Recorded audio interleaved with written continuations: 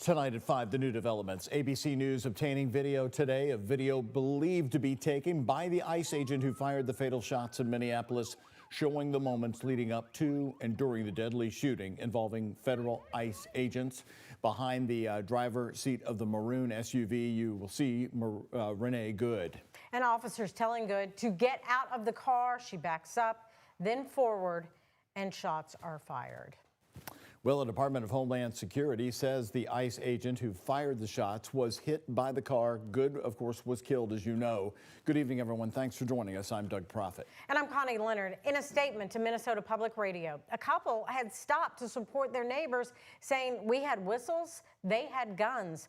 The shooting has sparked major protests across the country, including right here in Louisville. We brought you live coverage of that last night at 5, 6, and 11. Meantime, Minneapolis protests continuing today. This video showing a protest and vigil held last night in Minneapolis, just blocks from where Nicole Good was killed. That protest was peaceful. You can also see protests ranging from coast to coast, including Washington, D.C. and San Diego, California. While protesters in Minneapolis continue to face off with federal agents, I will now invite us to take a minute of silence to honor the life of Renee Good. a moment of silence and a declared day of unity, days after 37-year-old Renee Nicole Good, a U.S. citizen, was shot and killed by an ICE agent while in the driver's seat of her car. Students, parents, and educators also reeling from a clash between ICE agents and community members outside of Roosevelt High School.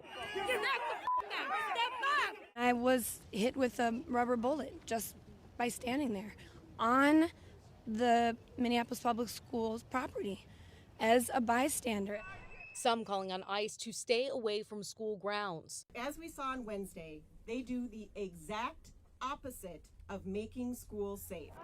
The Minneapolis mayor continuing to urge ICE to get out of his city and the state, and renewing his call for local involvement in the deadly shooting investigation. Include local experts in the process. We got nothing to hide from here. All we want in Minneapolis is justice and the truth. The precedent here is very simple. You have a federal law enforcement official engaging in federal law enforcement action. That's a federal issue. That guy is protected by absolute immunity.